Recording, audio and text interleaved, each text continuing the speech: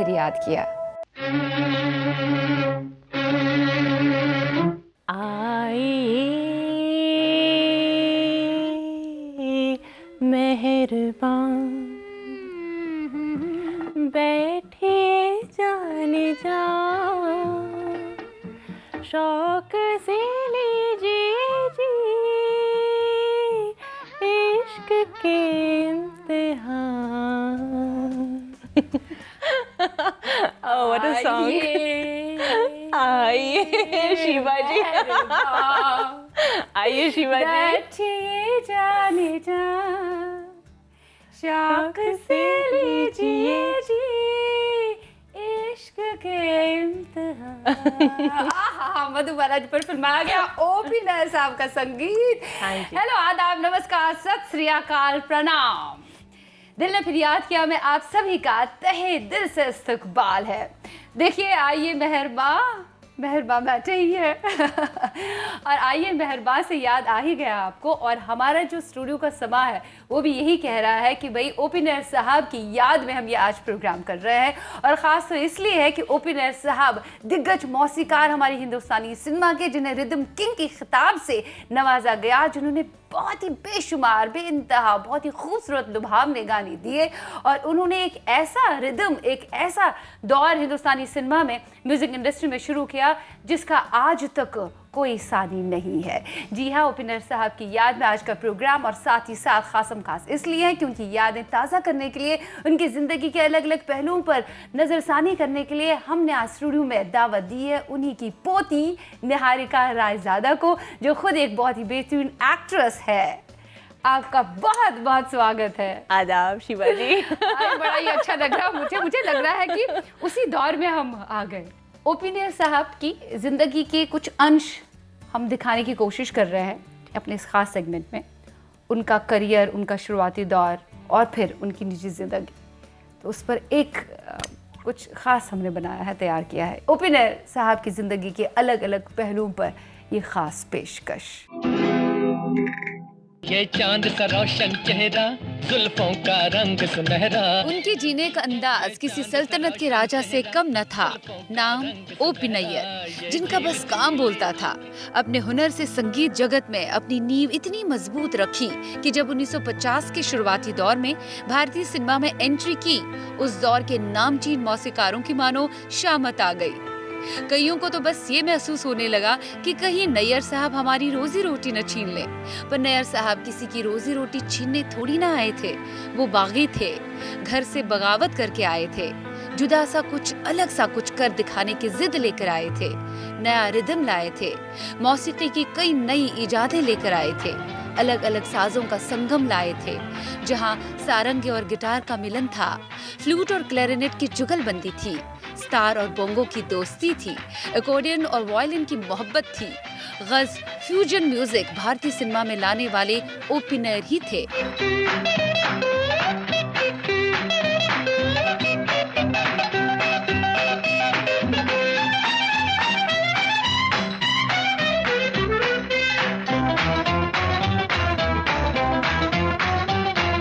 16 जनवरी 1926 को ओमकार प्रसाद यानी ओ.पी. नैयर मदन गोपाल नारायण और लक्ष्मी नारायण के घर लाहौर में पैदा हुए।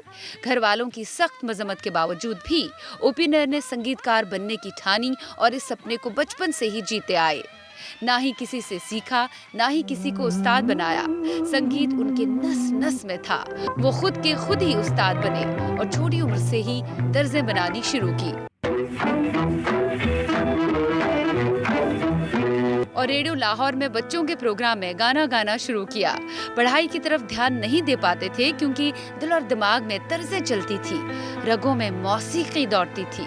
सोने पे सुहागा तो तब हुआ जब 17 साल की उम्र में HMV के लिए कबीर वानी खुद ही कंपोज की और उस वक्त के संगीतकार धनी राम और इनायत हुसैन के लिए गाने गाने भी शुरू किए।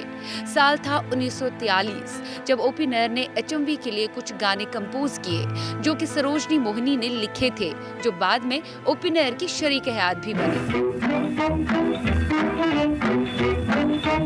खैर, नैयर साहब की इन तर्जों में एक धुन प्रीतम आन मिलो CH आत्मा ने जब गाई तो वो खूब मकबूल रही।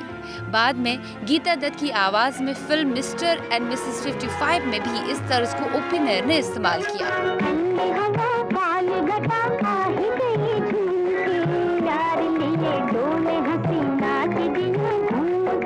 HMV के लिए जो तर्जें नैयर साहब ने दी वो बेहद कामयाब रही और ओपी नैयर साहब को पहचान मिली। और उस वक्त के मशहूर प्रोड्यूसर दलसुख यानी DM पंचोली ने उन्हें अपनी एक फिल्म के लिए मौसीकी तरतीब देने को कहा, लाहौर में ही।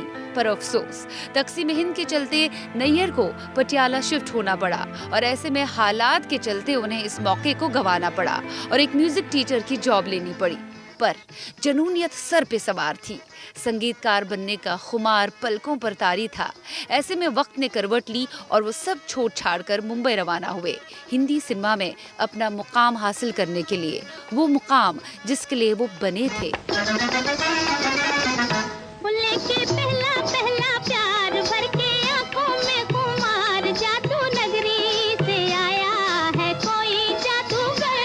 शुरुआत में गीतकार प्रेम धवन ने रहने के लिए छत दी और एक पुराने दोस्त कृष्ण कुमार ने कारवा पिक्चर्स में 1949 की फिल्म कनीज में बैकग्राउंड स्कोर तैयार करने का काम दिया। फिल्म के गाने मास्टर गुलाम हैदर ने कंपोज किए थे, जो कि तकसीम हिंद के बाद पाकिस्तान में ही मुकीम रहे थे। कनीज फिल्म के बाकी गानों का संगीत हंसराज बहल ने दिया था और बैकग्राउंड स्कोर की जिम्मेदारी नैयर साहब को दी गई। नैयर साहब का बैकग्राउंड स्कोर कई लोगों को मुतासिर कर गया, जिनमें प्रोड्यूसर DM पंचोली भी थे, जो उस वक्त लाहौर से मुंबई आए थे।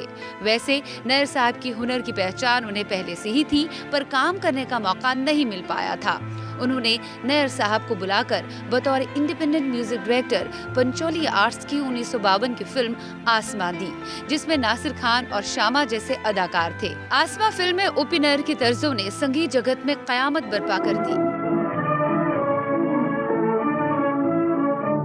इस फिल्म में ओपी नैयर साहब ने गीता दत्त से भी कई गाने गवाए और ऐसे में दोनों का राब्ता बैठा और गीता दत्त ने ही फिर ओपी नैयर साहब को गुरु दत्त से मिलवाया। फिल्म आर पार से इस जोड़ी की शुरुआत हुई थी और दोनों ने एक साथ कामयाबी की लंबी पारी फिर खेली थी। बाबूजी धीरे चलना, कार में जरा संभलना। ओपी ने ना ही किसी के असिस्टेंट रहे, ना ही मौसीकी की कोई फॉर्मल ट्रेनिंग हासिल की, फिर भी इतने बड़े मौसीकार बने कि रिदम किंग का खिताब पाया। जुनूनियत और जिद इस संगीतकार की खूबी रही। जिद ऐसी कि अपनी पहली हिट फिल्म आसमां के हिट नगमों में एक ऐसा नगमा था, मोरी निंदिया चुराए गयो, जो फिल्म का सबसे बेहतरीन गाना था। ओपी नैयर ने लता जी को जहन में रखकर इस धुन को बनाया भी था और वो लता जी से इसे गवाना चाहते थे। 3 दिन गाने की रिहर्सल रखी गई। चूंकि लता जी दूसरे म्यूजिक डायरेक्टर्स की रिकॉर्डिंग में कुछ मसरूफ रही, जिसके चलते वो रिहर्सल्स में आ न पाई। नैयर साहब को ये बात नागवार गुजरी और उन्होंने लता जी से कभी न काम करने का फैसला किया। इतिहास गवाह है कि बाद में लता जी ने फिल्म मेरे सनम का गाना यह रेशमी जुल्फें विविध भारती के फौजी भाइयों के लाइव प्रोग्राम में भी गाया, ताकि नैयर साहब से रिश्ता सही हो सके और वो लता जी को रिकॉर्डिंग में बुलाए। पर ओपी नैयर की जिद के सामने हार गई। ना ही ओपी नैयर ने उन्हें किसी रिकॉर्डिंग में बुलाया और तो और जब नैयर साहब को मध्य प्रदेश सरकार से लता मंगेशकर पुरस्कार मिला, उन्होंने वो लेने से भी इनकार किया। ऐसे में ओपी नैयर साहब वो वाहिद म्यूजिक डायरेक्टर रहे जिन्होंने बिना लता जी की आवाज को अपनी धुनों में इस्तेमाल करके शोहरत की बुलंदियां हासिल कर ली। अपने 50 साल के फिल्मी करियर में 73 फिल्मों से जायद फिल्में की और अमर होकर यादगार मौसीकार की फहरिस्त में अपना नाम दर्ज किया। क्या बात जब ओपी नैयर साहब का दौर था, गीता दत्त को उन्होंने एक नई चरम पे पहुंचाया था म्यूजिक से। और गीता दत्त की आवाज़, पहले तो गीता दत्त के साथ ही उन्होंने खूब काम किया, शमशाद बेगम के साथ ने काम किया, देन अब आगे जाके आशा जी की जिंदगी में एक नया आयाम उनके म्यूजिक से आया, कैसे हम भुला सकते हैं। देखिए, ओपी नैयर साहब ने बहुत कुछ दिया। अब आपसे आज हम कई सारी बातें ताज़ा करेंगे। ओपी नैयर साहब पे पहले ही हमने बहुत मर्तबा बात की है, लेकिन आज इतना अच्छा और मुझे अपनापन महसूस हो रहा है। ऐसा लगता है कि ओपी नैयर साहब ही शायद उनकी छवि यहाँ पे है, क्योंकि जिस तरह से ओपी नैयर साहब बागी थे, उन्होंने बगावत की, बेबाक थे, अपनी शर्तों पर जीने वाले, वैसी झलक मुझे आप में मिल रही है। आप भी बेबाक है, आपने भी अपना करियर चुना, डॉक्टर के पेशे को एक तरफा करके आप इसी फील्ड में आई, जबकि घर वालों ने आपको बहुत रोका, यहाँ नहीं आना है, यहाँ पे लाइफ जो है उसका कोई भरोसा नहीं है, ऐसे अनप्रेडिक्टेबल लाइफ है, अनप्रेडिक्टेबल करियर है आपका, आपको पता नहीं है आखिर में आप क्या करेंगी। शायद कहीं ना कहीं उनके जहन में था कि ओपनर साहब ही तन्हाई ही रहे, फैमिली से बहुत दूर रहे। मेरा ये मानना है कि आप ही ओपनर साहब की तरह रेबेलियन है, आपने भी बगावत की है, उनके कुछ अन जो है वो आप में भी है। आप मानती हैं इस बात को? मैं बगावत करने के लिए नहीं करती, वो हो जाता है मुझसे, वो अलग बात है। मैं बगावत करने के लिए नहीं करती। मेरा जो रहन सहन, अपब्रिंगिंग जो भी था, मेरा परिवार बहुत ही सुंदर और प्यारा है, तो I am very happy in that environment और मुझे बहुत प्यार मिलता है। और मैं सच में आपको बताऊं, मैं एक पारिवारिक लड़की हूं, मुझे परिवार को हमेशा जोड़ने में, हमेशा इकट्ठा करने में बहुत अच्छा लगता है और मैं करती भी रहती हूँ ये। हाँ। हमेशा करती रहती हूँ ये। और ओपीजी भी ऐसे थे, उनके अंदर, उनके सीने में जो दिल था ना, उनसे ज़्यादा बड़ा दिलदार मैंने कभी नहीं देखा आज तक मैंने नहीं देखा, मेरे पूरे ख़ानदान में नहीं देखा इस किस्म का। तो ओपनर साहब से आपका रब्ता बहुत कम रहा, क्योंकि आप बाहरी लंदन में ही, यूरोप में ही, इन्हीं जगहों पर रही है, वहीं पे पढ़ाई लिखाई आपने की जी। और कुछ साल पहले ही आप यहाँ आई, लेकिन आप ओपनर साहब की फिल्में देखा करती थी, उनके गाने सुना करती थी हमेशा। हाँ, तो ओपनर साहब से कुछ बचपन की यादें आपकी हैं, जब आपके नानू आपको गोदी में बिठाते थे, आपसे ये कहते थे बेटा ज़िंदगी में डरना नहीं, जो करना है अपने मन से करना, अपने दिल की सुनना? हाँ, ऐसा कुछ? वो हमेशा, मतलब दिल्ली में हम लोग जाते थे छुट्टियों के दौरान, तो वहाँ पे ओपीजी की बहन के घर रहते थे हम लोग, तो वहाँ लता जी भी आती थी, आशा जी भी आती थी और ओपीजी भी आते थे, और वहाँ संगीत की महफिल सजती थी। तो वहाँ पे मुझे आज भी याद है, मतलब जिस किस्म के गाने गाए जाते थे, तो मैं तो बावली हो जाती थी। मैं तो सुन के मुझे लगता था कि मेरे अंदर पता नहीं क्या चल रहा है, एक जादू और एक अजीब सा ही मुझे महसूस होता था। मुझे हमेशा लगता था कि हिंदुस्तान इसी से ही भरा है, इसी प्यार से, इसी रंग से, इसी संगीत से। और वही एक बहुत ताज़ी मतलब याद है अभी भी मेरे जहन में। उसके अलावा हाँ, ये बातें मेरे परिवार वालों ने बहुत मुझे कहा है कि ओपीजी एक किस्म के मतलब अड़ियल थे कि करना है तो करना है, और करना है तो पूरे दिल से, लगन से, मन से करना है। ऐसा नहीं कि अगर कोई भी आपने पथ चुना है तो उससे आप कहीं भी डामाडोल होइए। तो ये उनका एक खुद के ज़िंदगी का लक्ष्य था, और ये लक्ष्य मुझ में पूरी तरह से है। यही वो जगह है।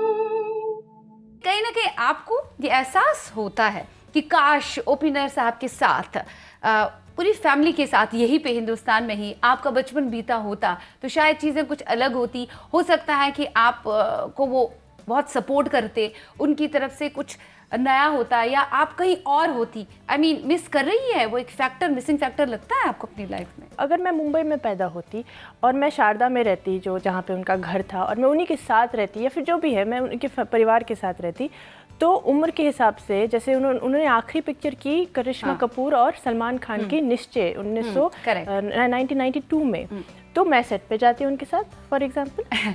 तब मेरा अलग सा एक ये होता, गुफ्तगू होता लोगों के साथ, मेरा परिचय भी अलग होता एक तरीके का, और मैं शायद संगीतकार बनती, फिर मैं शायद अभिनेत्री नहीं बनती, या फिर बनती तो पता नहीं कैसे, अलग ही मेरा एक मैं ज़रूर फिर मेडिसिन की तरफ कहीं नहीं जाती आगे जाके, अगर आयुर्वेदा, क्योंकि वो भी मेरे खानदान में बहुत सारे लॉयर्स, बहुत सारे डॉक्टर्स हैं, बहुत सारे चार्टर्ड अकाउंटेंट्स हैं, तो शायद कहीं ना कहीं आगे जाके होता, लेकिन मैं ज़रूर फिर कलाकारी में, क्षेत्र में ही फनकारी बनती। म्यूजिक में तो जरूर आती, जिस तरह से आपने खुद भी एज ए म्यूजिक कंपोजर कई सारे एल्बम्स आपके वगैरह आए हैं फ्रेंच में। खैर, ये तो तय है, लेकिन इस फैक्टर को अब आप मिस नहीं करती हैं क्योंकि आपको मौका नहीं मिला यहाँ रहने का। नहीं।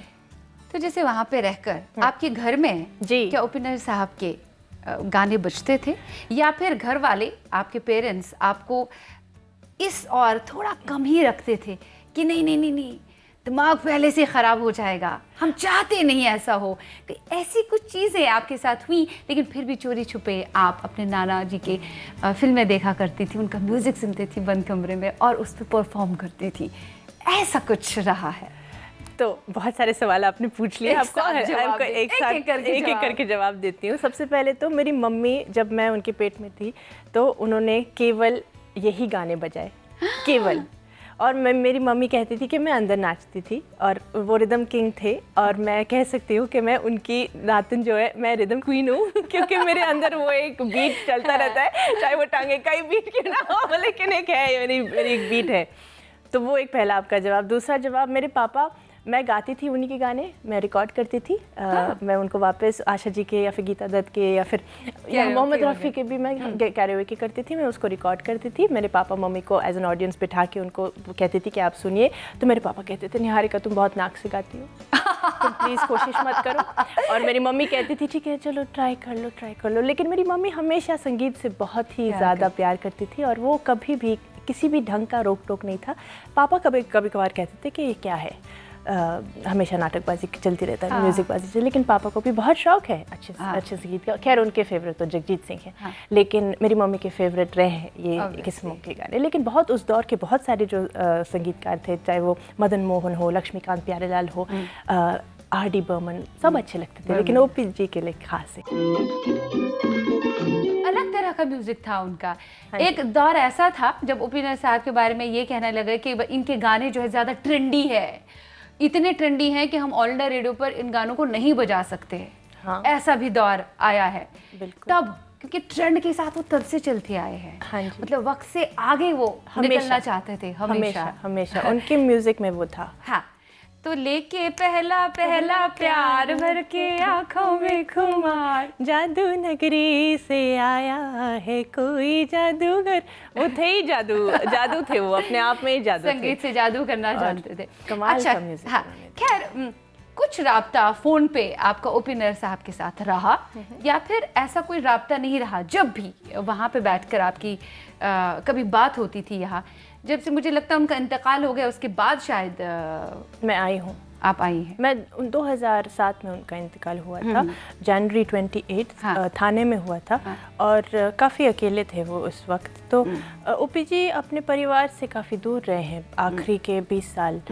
तो और उन्हीं सालों में मैं जन्मी हूँ, मैं आगे आई हूँ, वो जो भी है, तो इतना ज़्यादा हमारा नहीं रहा है। मेरे मम्मी पापा ने जो भी मुझे बताया, इंटरेक्शन कभी फ़ोन वगैरह पे रहा?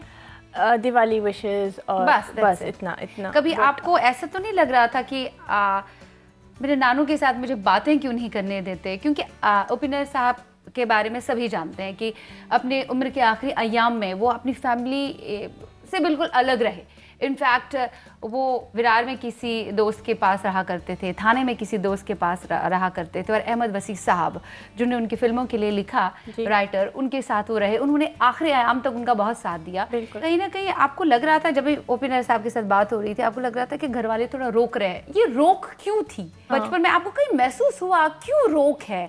कभी मन किया कि ओ.पी. नैयर साहब से पूछूं कि नानू ऐसा क्यों है, ऐसा क्यों है, हुआ क्या है? कभी इस तरह के सवाल जवाबात हुए? मैं सच बताऊं आपको तो रोक हमारी तरफ से नहीं है। वो इतने दूर चले गए थे और वो अपने ही दुनिया में इतने मशरूफ़ थे कि उनको शायद था ही नहीं कनेक्ट। आप समझ रहे हैं? मतलब हम लोगों ने अगर कोशिश करना भी चाहा तो सामने से भी तो एक आना चाहिए जवाब। फॉर एग्जाम्पल, तो वो अपने ही एक अलग जोन में थे उस समय। अपनी माँ से भी कभी सवाल पूछे आपने कि ऐसा क्यों है, नानू हमसे दूर क्यों रह रहे हैं? किस तरह के आंसर्स आपको, जवाब आपको अपनी वालिदा से मिले? देखिए, हमने हमेशा उनकी तारीफ़ें ही सुनी हैं और कभी ऐसा गलत नहीं सुना है, कभी नहीं सुना है गलत, ना ही ऐसे कभी गलत बातें हुई हैं या कुछ भी।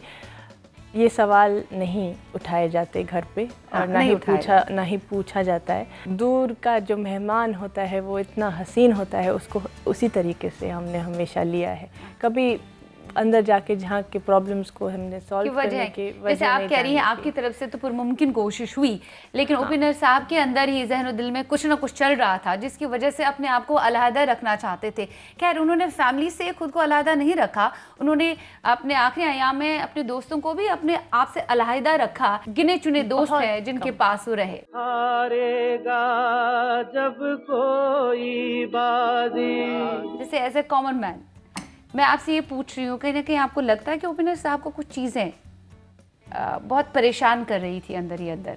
ऐसा कभी आप महसूस कर रही है? जैसे आप उनका करियर भी देखिए, बहुत ही धुरंधर रहे हैं, हाईएस्ट पेड म्यूज़िक कंपोजर्स में हो रहे हैं। और एक दौर तो ऐसा था, उन्हें जब नमक हलाल ऑफ़र की गई, प्रकाश मेहरा ने उन्हें कहा कि याद रखिएगा कि आपको ये जो फिल्म मैं दे रहा हूँ, थोड़ा संभाल के फ़ी बताइएगा अपनी। अमिताभ बच्चन साहब है, अमिताभ बच्चन की फिल्म आप कर रहे हैं। उन्होंने यहाँ से कहा कि आप भी ओपी नैयर साहब को ले रहे हैं, तो उन्हें फिल्म छोड़ी थी। तो मैं कहीं ना कहीं आपको लग रही है कि कुछ बातें आपको लगता है कि उन्हें खटकती थी, या जब आप उन्हें ऑब्जर्व करती हैं, आपने उनको पढ़ा है, आपको कहीं ना कहीं महसूस होता है कोई तो चीज़ें थी जो उनको परेशान करती थी, या वो अलग तरह की पर्सनालिटी थी, क्या उन्हें परेशान कर सकता था क्या, या जो उनके करियर में हुआ आखिरी दिनों में, या जो आशा जी के साथ उनका जो बॉन्ड था वो राब्ता टूट गया बाद में।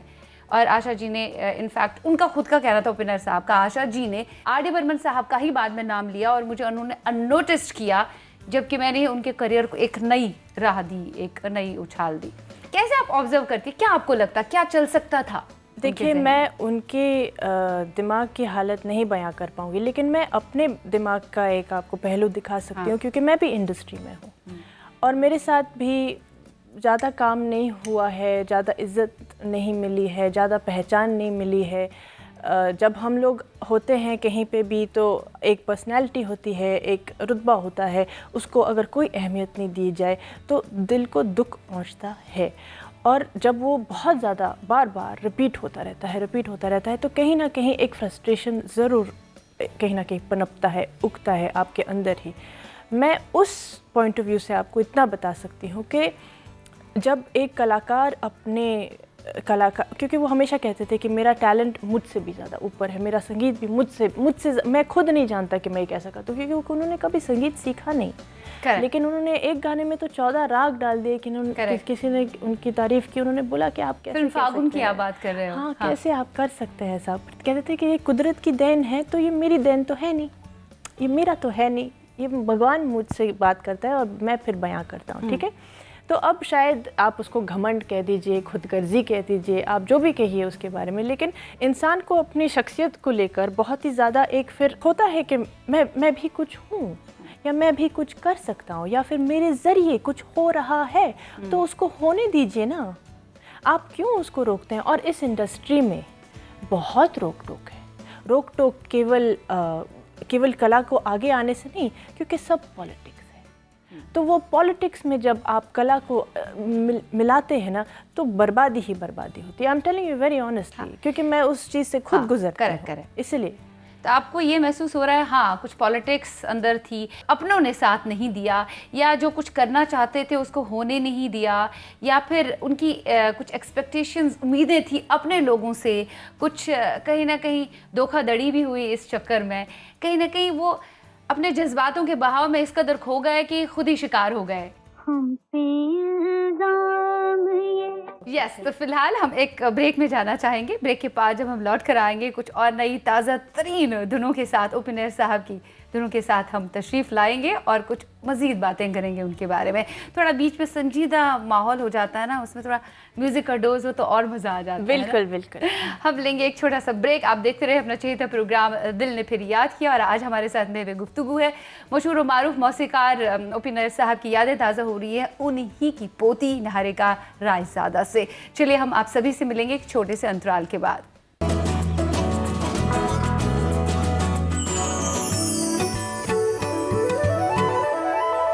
दिल ने फिर याद किया, दिल ने फिर याद किया। मैं आप सभी का तहे दिल से इस्तकबाल है। आज ओपी नैयर साहब की यादें ताज़ा हो रही हैं, और ओपी नैयर साहब की ज़िंदगी के अलग पहलुओं पर हमने पहले भी रोशनी डाली है, लेकिन आज इसलिए ख़ास है क्योंकि उनके घर का ही एक सदस्य आज हमारे साथ महवे गुफ्तगू है। उन्हीं की पोती, बहुत ही प्यारी, जो खुद भी बेहतरीन अदाकारा है, ननददन निहारिका रायज़ादा। जैसे आप गुरूर की बात कर रही है जी, हाँ, उन्हें अपने काम पे गरूर था क्योंकि वो बहुत तरजीह देते थे अपने काम को, और बहुत ही अच्छा उन्होंने हिंदुस्तानी सिनेमा को दिया। गरूर तो था, लेकिन एक ये भी था कि भाई जिद्दी भी थे, ना क्यों ना सुनने की आदत नहीं थी। जैसे लता जी के साथ उन्होंने जिंदगी में कभी नहीं काम किया, वजह ये हुई थी कि वो रिहर्सल में नहीं आई, तो वो वक्त के इतने पाबंद थे। हाँ, हमारे घर में उनको बहुत गुस्सा आया, बहुत। लता जी से कहा कि नहीं। हमारे घर में हमारे दादाजी, हमारे पिताजी और हमारे नानू जी और बाकी के भी सारे सदस्य जो इस उम्र के हैं, अगर आप 1 मिनट से भी ज़्यादा लेट पहुंचते हैं तो आपको टेबल पे बैठने नहीं दिया जाता, आपको बहुत ज़्यादा डांटा जाता है, आपको कहा जाता है कि आप ज़िंदगी में कुछ कर नहीं पाएंगे।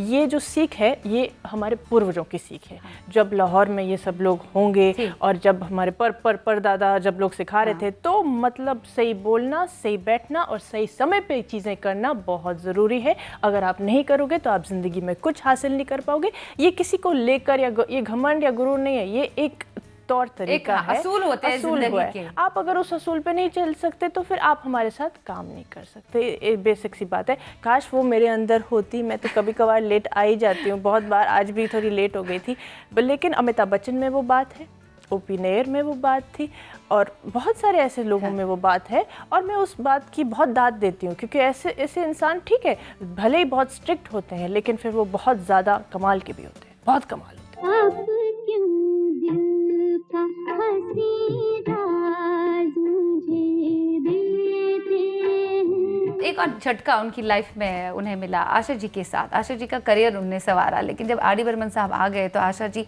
उनकी तरफ उनका झुकाव हुआ, उनकी तरफ माइल हो गई। कहीं ना कहीं आपको महसूस हो रहा है कि आशा जी का भी एक बहुत बड़ा झटका उनको लाइफ में मिला? देखिए, इंडस्ट्री में कुछ लोग आपको ऐसे मिल जाते हैं जो आपके बहुत नज़दीक और करीब हो जाते हैं, और जब वो आपका सहयोग छोड़ देते हैं तो ज़रूर मैं ये कहूँगी कि पैरों के नीचे से ज़मीन तो चली ही जाती है, चाहे वो कोई भी हो। और आशा जी और ओपी नैयर जी का जो म्यूज़िक का कमाल जो हम सब लोगों ने सुना है, वो शायद किसी का एक इस तरीके का जोड़ी रहा है। तो मैं ज़रूर ये कहूँगी कि जब वही बात हो जाती है पहचान, इज़्ज़त और एक याद, वो अगर याद ही नहीं करती या फिर अगर उनको इतना भी नहीं है कि कहीं ना कहीं हम एक उस सफ़र के दौरान हमने इतना कुछ साथ में किया, तो वो रिस्पेक्ट देनी चाहिए दोनों को फॉर एग्ज़ाम्पल। लेकिन मैं इतना कहूँगी कि देखो, हर इंसान की ज़ाती ज़िंदगी होती है, और ओपी जी भी की खुद की ज़ाती ज़िंदगी थी, आशा जी की खुद की ज़ाती ज़िंदगी थी। तो उस ज़िंदगी के हिसाब से और इंडस्ट्री के हिसाब से जो उन्होंने किया वो बिल्कुल सही है। तो आपको लगता है कि आपके नानू जी जो है वो अपनी शर्तों पे हमेशा जीते रहे हैं, उन्होंने जो किया असूलों को मद्देनजर रखते हुए किया, और जो भी किया अच्छा किया। हर एक की अपनी अलग इंडिविजुअलिटी होती है। हाँ जी। सो जैसे आप कह रही हैं कि फैमिली से कुछ ना कुछ ऐसे इख्तिलाफात हो गए थे तो फैमिली से ही अलहदा हो गए वो मतलब जिद्दी थे, कहीं ना कहीं जिद्दी रहना। आपको लगता है कि वो जिद्दी रहना कहीं ना कहीं जायज़ है, लेकिन बाज़ वक्त जायज़ नहीं है? कुछ ज़्यादा जिद की वजह से अपने रिश्तों को भी हम खो देते हैं, या फिर महसूस होता है आपको काश नानू जी इतने जिद्दी नहीं होते? नहीं, मैं उनको और किसी ढंग में नहीं देखना चाहूँगी। मैं वो जैसे थे वो कमाल के थे, और वो भले ही ज़िद्दी थे, लेकिन आज भी उनकी ज़िद हम सब लोगों को याद रहती है, क्योंकि वो करते थे तो लठ मार करते थे, और वो चीज़ हमें बहुत पसंद है। मेरा प्यार वो है क्योंकि वो पाकिस्तान से बिलोंग करते थे, पार्टीशन हुआ, पार्टीशन के बाद वो यहाँ आए पंजाब, फिर उन्होंने अपना सफ़र शुरू किया। गुलाम हैदर साहब ने उनकी बहुत हेल्प की यहाँ पर, एज ए बैकग्राउंड म्यूज़िक उन्होंने काम किया फिल्मों में। उसके बाद उनकी फिल्में आती गईं और इतना ज़बरदस्त संगीत। उसके बाद गुरुदत्त साहब के साथ उनकी जो जोड़ी बनी, ओह हो कमाल की रही उसको कोई तोड़ नहीं है। आपको क्या लगता है कि प्रोफेशनल लाइफ में उनके दोस्त बहुत अच्छे रहे, और उस दोस्ती वो जो राब्ता था उसकी वजह से बहुत अच्छी फिल्में आई, लेकिन पर्सनल लाइफ में भी अगर कुछ ऐसा होता तो फिर चार चांद ही लग जाते, ऐसा कुछ फील होता है? अब एक इंसान को सब कुछ मिल जाए, आप मुझे ऐसा एक शख्स दिखा दीजिए तो मैं तो बहुत ही खुश हो जाऊंगी, क्योंकि ऐसा होता नहीं है। या तो आप बहुत मशहूर हो जाते हैं, या फिर आपको बहुत सारा प्यार मिलता है, या फिर आपका परिवार का सुख इतना ज़्यादा होता है, लेकिन सब नहीं मिलता। हाँ। वो बहुत मशहूर रहे हैं, उन्होंने कमाल का म्यूज़िक दिया है, वही उनकी सबसे बड़ी पहचान है। उनकी पर्सनल लाइफ हमेशा से बहुत ही मुश्किल रही है, और वो भी उनकी एक पहचान थी। तो और मैं आपको एक बात बता दूं, आपने बोला इमोशनल हो रही है जब आप बात कर रही है ना, कहने कहीं ऐसा मुझे क्यों महसूस हुआ, आपको अभी भी वो रंज और मलाल है कि काश आप अपने नानू के साथ ही रह रहे होते? हाँ, मैं तो 2007 से अगर पहले मुंबई आती, मुंबई खैर मेरे उसमें था नहीं स्फीयर ऑफ विजन, लेकिन अगर मैं आती तो हाँ ज़रूर, मैं बहुत ज़्यादा मैं कभी उनको अकेले नहीं छोड़ती। हाँ, तो कुछ बात आगे मैं ये आपसे अब एक चीज़ मैं आपको कहना चाहती थी। आपने कहा था कि प्रोफेशनल लाइफ में दोस्ती या फिर इंडस्ट्री के अंदर जो दोस्ती जो बनती है, मैं आपको बताऊं, मैं भी इंडस्ट्री में हूँ यहाँ दोस्ती अगर हो जाए ना तो मतलब कमाल हो जाए। यहाँ प्रोफेशनल लाइफ में प्रोफेशनल दोस्ती होती है, तो वो जब प्रोफेशनल काम आपका ख़त्म होता है तो कभी कभार आपकी दोस्ती भी ख़त्म हो जाती है। ये बात मैंने महसूस की है एंड आई एम श्योर उन्होंने भी बहुत बार महसूस की है। लेकिन क्या है कि हम लोग दिल पे चलने वाले लोग हैं, ठीक है। वो एक गाना है ना उनका कि बहुत जज्बाती हैं, मैं भी हूँ और वो भी थे। और मैं ज़रूर ये बोलना चाहूँगी, वो एक गाना आता है ना, फिर वही दिल लाया हूँ, फिर वही दिल लाया। तो वो जो गाना है ना वो सच में बयां करता है कि हम किस किस्म के लोग हैं। लेकिन उस किस्म के लोग कभी कभार इंडस्ट्री में जो है ना, इंडस्ट्री खा जाती है उनसे लोगों को, लिटरली वो उनको समझ में नहीं आते, क्योंकि यहाँ पे ज़्यादातर कमर्शियल और बिज़नेस के हिसाब से सब कुछ चलता है। लेकिन जिस हिसाब से जो मेरे परिवार वाले हैं, और मैं बहुत गर्व से कहती हूँ ये बात कि हमारे अंदर इतना ज़्यादा प्यार है, बहुत ज़्यादा प्यार है, और लोगों के लिए प्यार है, अपनों के लिए हम लोग हमेशा अच्छा करने की सोचते हैं, करते हैं। इंडस्ट्री वालों को भी हम अपनाते हैं, लेकिन इतनी ओपननेस और फ्रेंडलीनेस सामने से कभी कभार नहीं मिलती। तो कहीं ना कहीं आपका ये कहना है जो भी जज्बाती लोग होते हैं वो इस चक्कर में बेचारे हार जाते हैं। वो हार जाते हैं। ज़्यादातर जज्बाती लोग जो है ना कहीं अपने जज्बात को उनको काबू में करना ही पड़ता है किसी ना किसी वजह से। करेक्ट। और अगर नहीं कर पाते तो फिर वो उसके लिए अच्छा नहीं होगा। लेकिन यहाँ थोड़ा मूड को बदल देते। हाँ चलो, तुम्हारा चाहने वाला खुदा की दुनिया में मेरे सिवा भी कोई और हो, खुदा न करे। आपको नहीं लगता कि कई सारे एक्टर्स की जिंदगी उन्होंने बना दी? जैसे बिस्वजीत पर फिल्माए जो गाने हैं, ओपनर साहब ने संगीत दिया है, सच चढ़ के बोले, और बिस्वजीत इन्हीं गानों की वजह से जाने जाते हैं, नोटिस भी हुए। साथ में शम्मी कपूर की लाइफ में भी उन्होंने एक नया आयाम लाया अपने संगीत से। अब शम्मी कपूर साहब तुम सा नहीं देखा, नासिर हुसैन की फिल्म, अब देखिए शम्मी कपूर साहब के अंदर ऑलरेडी रिदम था, लेकिन ओपी नैयर साहब रिदम किंग जब उनकी उस रिदम के साथ मिले तो वो जो सामने आया, वो जो गाने सामने आए, माय गॉड, माइंड ब्लोइंग। यही तो सिनेमा की खूबसूरती है। मतलब ऐसे ऐसे जब लोग मिल जाते हैं, शम्मी कपूर का जिस तरीके का उनका डांस करने का स्टाइल था और ये उनका जो म्यूज़िक था वो ऐसा कमाल पर्दे पे दिखता था। मतलब तुम सा नहीं देखा ले लीजिए, आप कश्मीर की कली ले लीजिए, कश्मीर की कली कमाल का, मतलब उनकी जुगलबंदी रही कमाल की। हाँ, कमाल की उनकी जुगलबंदी रही। साथ ही साथ हम भुला भी नहीं सकते किनको, मधुबाला जी को। हाँ, मधुबाला जी को, जाली नोट। हाँ, और हावड़ा ब्रिज भी बहुत, मतलब जो मेरा नाम है मधुबाला जी के साथ उन्होंने मैक्सिमम काम किया है अगर हम देखें, और सभी के सभी गाने सच चढ़ के बोले। खास तौर से हम ये कहें कि कैबरे सॉन्ग्स को एक नया आयाम और रंगरूप अगर दिया तो ओपी नैयर साहब ने दिया जी, क्योंकि वो बहुत प्रभावित थे जैज म्यूजिक से और ऑर्केस्ट्रा से। और जिस किस्म का म्यूज़िक निकलता है, जब आप 150 म्यूजिशियंस को साथ में बिठा के आप लाइव रिकॉर्डिंग करते हैं ना, तो वो म्यूज़िक ये एक चीज़ है। अगर मैं कोई भी मुझसे पूछे कि आप पिछले दौर में जाके क्या सुनना चाहेंगे, तो मैं एक बार ऐसी सिटिंग में बैठना चाहूँगी जहाँ पे 150 लोग साथ में ऑर्केस्ट्रा बजा रहे हैं और वो गीता दत्त या फिर आशा भोसले या लता मंगेशकर गा रहे हैं और ओपीजी म्यूज़िक दे रहे हैं और मधुबाला एक्टिंग कर रही है। वो पूरा कॉम्बिनेशन अगर देखने को मिल जाए तो सोने पे सुहागा हो जाएगा। मतलब I will die very happy life. महसूस हो रहा है कि उसी आलम में हम चले गए, ओपी नैयर साहब पीछे हैं और अच्छा महसूस हो रहा है, वो पुराना दौर वापस लौट कर। और आप मुझे एक पुरानी फिल्म की हीरोइन यहाँ पे लग रही है, जैसे मधुबाला जी का आपने नाम लिया। एक और कोई गाना। मेरा नाम है चिन चिन चू बाबा चिन चिन चू, रात चांदनी में और तू, hello mister how do you do. अब वक्त हुआ चाहता है एक और छोटे से ब्रेक का। हम आप सभी से मिलेंगे एक छोटे से अंतराल के बाद। देखते रहे अपना चहेता प्रोग्राम दिल ने फिर याद किया।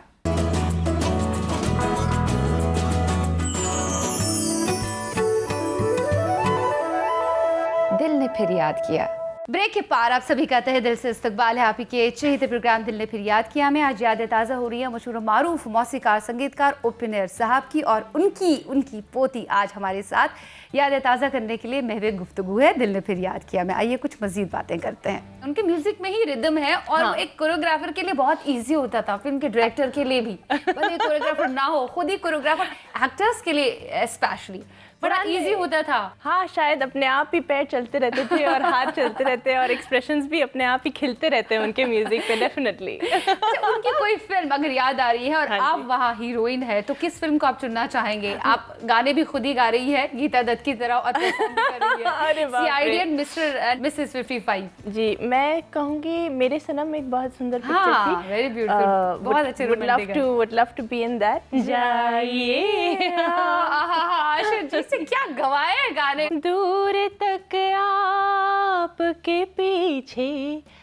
पीछे, दूर तक आपके पीछे पीछे, मेरी आवाज चली जाएगी। और मुझे क्या महसूस हो रहा है कि वाकई में अगर आप नाना जी के साथ रहे होते ना तो आपको वो सिंगर तो जरूर ही बनाते। आप कह रहे हैं कि वो कह रहे हैं नाक से गाती हो, बट वो बिल्कुल गाते नहीं, हैं। बिल्कुल वो शायद बहुत हल्की अच्छा। सी ट्रेनिंग ली है मैंने, तो अब वो सुधर गया होगा हल्का सा। अच्छा, कविता जी से भी आपने ट्रेनिंग ली? जी, वो मेरे गुरु जी हैं, मैं उनको माँ मानती हूँ अपनी। तो उन्होंने फिर मुझे भवदीप जयपुर वाला से मिलाया और उनसे भी मैंने बहुत ट्रेनिंग ली है। हाँ, तो उन दोनों से मैंने ट्रेनिंग ली संगीत। अच्छा, यहाँ पे स्टाइल की बात करते हैं कि आप भी बहुत स्टाइलिश रहती है हमेशा, आपको हर तरह का अटायर पहनना अच्छा लगता है और अब बेबाक होती हैं जब भी आपके कपड़ों की बात आती है। साड़ी में भी बहुत अच्छी लगती हैं आप और वेस्टर्न आउटफिट में भी। लेकिन अगर हम उपिंदर साहब की बात करें, वो ज़िंदगी में भी बहुत स्टाइलिश रहे। उनके हैट पहनने का स्टाइल, कपड़े पहनने का स्टाइल, उनके कपड़े पहनने का स्टाइल ऐसा था कि वाइट ज़्यादा पसंद करते थे। कभी अपनी माँ से पूछा कि नानू जी वाइट ज़्यादा क्यों पहनते हैं, क्या इसके पीछे रीज़न है, या फिर आपने कभी उनसे इस बारे में कुछ इस विषय पे बात की? नहीं, मैंने तो खैर नहीं बात की, लेकिन एक मन की सादगी, मन की सफाई, दिमाग का एक रोशनी, मुझे भी बहुत पसंद है सफ़ेद। मैं भी बहुत पसंद करती हूँ सफ़ेद पहनना और मुझे लगता है कि ये बहुत ही एक प्योर कलर है। हाँ, तो मुझे लगता है कि उसी की वजह से उनको बहुत पसंद आता होगा। मेरे घर में बहुत पहनते हैं लोग। और टोपी का तो शायद उस समय इसलिए उनको शौक था क्योंकि वो ना काउबॉय के जो उस दौर के जो इमेज थी उनको बहुत अच्छा लगता था और कहीं ना कहीं वो एक रेबल की इमेज को बहुत सूट भी करता है कि और एक अंदाज बयां भी होता है उससे। जब आप टोपी उतारते हैं या फिर आप किसी इंसान को हेलो बोलते हैं तो अच्छा लगता है। तो आई थिंक वो पूरा एक स्टाइलिज्म, तो वो तो बहुत ही ज़्यादा स्टाइलिश थे और सुंदर भी बहुत थे, बहुत खूबसूरत भी थे, हैंडसम थे। लेकिन अलावा इसके वो औरतों को यहाँ बिठाते थे, उनके जहन और दिल में औरतों के लिए बहुत रिस्पेक्ट थी। उन्होंने कई बार ये स्टेटमेंट दिया कई इंटरव्यूज़ में कि एक औरत के बगैर इस दुनिया का कुछ भी मुमकिन नहीं है। और औरतों की रिस्पेक्ट करते करते कहीं ना कहीं अंदर ही अंदर कई सारी बातें उनकी रह गई। वो दूसरों को एहतराम करते थे, जैसे आशा जी की हम बात करें, इतना एहतराम था कि उन्होंने जाने दिया। हाँ, इस बारे में आपका क्या कहना है? कि मैं बहुत खुश हूँ कि उस ज़माने में भी उन्होंने हमेशा अपनी दिल की सुनी, दिमाग की सुनी, उन्होंने हमेशा अपना पॉइंट ऑफ व्यू आगे रखा। उस ज़माने की ये बातें नहीं हैं जो ये बातें करते थे, वो उस ज़माने के थे ही नहीं। मुझे लगता है मुझे उस ज़माने में होना चाहिए था, उनको इस ज़माने में आना चाहिए था, क्योंकि उनकी सारी बातें जो है ना आज लागू हो रही हैं। आज वुमेन एम्पावरमेंट की बातें चलती हैं और आज सच में आज औरतों को इज़्ज़त मिलती है, हम लोगों को हर लिहाज में हम लोगों को अच्छे से इज़्ज़त मिलती है। तो मैं बहुत खुश हूँ कि उस ज़माने में भी उन्होंने वही परंपरा मतलब जारी रखी। उपिंदर साहब को अगर आप डिस्क्राइब करना चाहें तो किन शब्दों में डिस्क्राइब करना चाहेंगे? अगर वो हयात होते तो आप उनके सामने सीना तान कर कौन से अल्फाज कहते, क्या कहते उन्हें आप? मैं कहती आइए बैठिए और हारमोनियम पे हमें कुछ सुनाइए। और मैं उनके पास बैठती और मैं पूरा दिन उनका हारमोनियम बजाते हुए सुनती। अगर वो बजाने के मूड में होते, क्योंकि वो मूडी थे ना, तो मैं उनको कहूँगी कि आपके मूड कैसा हम लोग बदल सकते हैं जिससे हम मुझे हारमोनियम सुना सकें। लेकिन मैं इतना उनके बारे में कहूँगी, मैंने अब तक मेरी ज़िंदगी में उन जैसा जेनरस हार्ट नहीं देखा, उन जैसा लाइक ज़िद्दी नहीं देखा और उन जैसा टैलेंटेड नहीं देखा। मोहब्बत हो गई जिनसे। उन्होंने कोई बात आपसे कही थी, मैं चाहती हूँ आप अपनी ज़ुबानी कहें। कुछ तो कहा था, एक सीख दी थी उन्होंने आपको कि अपने दिल की सुनो। बहुत, हाँ, ऐसा बहुत कुछ। बहुत सारी सीखें दी, लेकिन एक सीख जो बहुत इम्पोर्टेंट है हमारे लिए और आगे भी जो भी ट्राई करता है इस इंडस्ट्री में, कि बहुत लोग यहाँ आपको निराशा के पद पे लेकर जाते हैं या फिर दिखाते हैं कि आपका कुछ नहीं होगा, और सच में आपका कुछ नहीं होगा। तो ये सुनते वक्त आपके दिल पे जो गुजरती है, दिल पे जो बीतती है, वो खुद आप ही जानते हैं। उस वक्त, जिस वक्त कोई आपको बताता है कि आपसे ये चीज़ मुमकिन नहीं है या वो चीज़ मुमकिन नहीं है, उस वक्त आप संगीत या भगवान या खुदा को याद कीजिए और कहिए कि मैंने ये पथ चुना है, मैंने ये ज़िंदगी इस तरीके से जीने का मैंने सोचा है, और ये सोच मैं कभी नहीं छोड़ूँ। मतलब उन्होंने आपको ये सीख दी, आप जिस रास्ते पे जाएंगी उस रास्ते पर ही आप अपने हौसले को डगमगाने नहीं देंगी और आगे बढ़ती जाएंगी, चाहे कोई कुछ भी कहे। वेरी नाइस, बहुत अच्छी सीख, और सीख को आप अपना रही है, बहुत अच्छा कर रही है आप इंडस्ट्री में, बड़ा अच्छा लगा। से जो घबरा के उनके बहुत सारे गाने हैं, कितने गानों को हम याद करें, चाहे वो उनके कैबरे सॉन्ग्स हो, चाहे उनके डांस नंबर्स हो, अलावा इसके रोमांटिक गाने हो या सैड सॉन्ग्स हो। मोहम्मद रफ़ी साहब को उन्होंने बहुत तूल दिया, बहुत तरजीह दी। उसके बाद महेंद्र कपूर साहब से भी उन्होंने बहुत अच्छे गाने गवाए। ख़ासतौर से मोहम्मद रफ़ी साहब उनके दिल के बहुत करीबी सिंगर्स में से शुमार होते हैं। राब्ता भी उनका अच्छा रहा, डायरेक्टर्स में गुरुदत्त साहब के साथ उनका ज़्यादा अच्छा राब्ता रहा। फिर आशा जी आ गई, आशा जी के बाद नए नए सिंगर जो है जिन्हें उन्होंने इंट्रोड्यूस कराया, वो भी, उनका भी अपना नाम है। और गीता दत्त को वो कभी नहीं भुला सकते, उनकी अदायगी को हमेशा याद करते थे और साथ में उनकी गायकी को याद करते थे। देवानंद साहब के साथ भी उनका अच्छा राब्ता रहा। खैर, बातें तो बहुत है लेकिन वक्त नहीं हमारे पास, लेकिन जाते जाते कोई एक उनका गाना जो अक्सर आप गुनगुनाती है और बड़ा ही अच्छा महसूस होता है आपको। कुछ गाने ऐसे हैं जो दुनिया की ये जो गहमा गहमी है उसको बयां करते हैं। कोई गाना याद आ रहा है जाते जाते? क्योंकि वो बहुत दिलदार थे तो हाँ। उसी पे एक गाना याद आता है दुनिया उसी की, ज़माना उसी का, मोहब्बत में जो गया हो किसी का। कश्मीर की कली। तो आप सब लोग मोहब्बत कीजिए, दिल जान से मोहब्बत कीजिए, क्योंकि मोहब्बत में और कुछ अगर ना मिले तो मोहब्बत तो मिलती है। हाँ, और नया दौर में उन्होंने जिस दौर को दिखाया, जिस म्यूज़िक की अक्कासी की दिलीप कुमार साहब के साथ, वो भी उस फिल्म की जान बनी, है ना। इन्हीं बातों के साथ हम आपसे इजाज़त चाहेंगे। बहुत ही अच्छा लगा, आप हमारे दिल में फिर याद किया में आ गई। अरसों से हम सोच रहे थे कि उनके घर का कोई चहेता, कोई ख़ास सदस्य जो उनसे बेहद मोहब्बत करता है, लेकिन हमेशा उनसे दूर रहा। हाँ जी। लोगों ने उन्हें उनसे दूर रखा लेकिन वो अभी भी आपके दिल में जिंदा है, कायम है, और आपके नस नस में है, आपके रगों में दौड़ रहे हैं, बेतहाशा जिद्दी खून की तरह। इसी वजह से आप भी जिद्दी है। तो हमने जिद्दीपन को कायम रखिए और हमेशा ऐसी रहिए जैसे आप हैं। बहुत अच्छा लगा, दिल ने फिर याद किया में आप आई। Thanks a lot. मैं उम्मीद करती हूँ आज का दिल ने फिर याद किया आपको मशहूर मारूफ मौसीकार आज़म ओ पी नैयर साहब पर अच्छा लगा, बेहद पसंद आ गया होगा।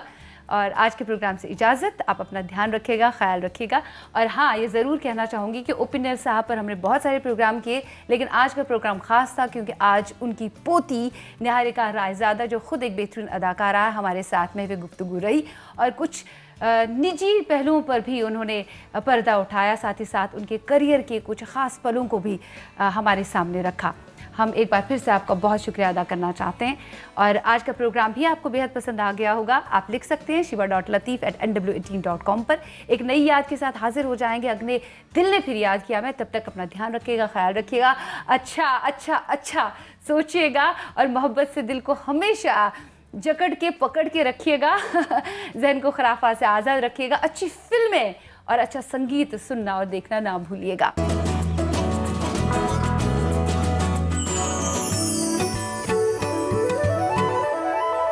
दिल ने फिर याद किया।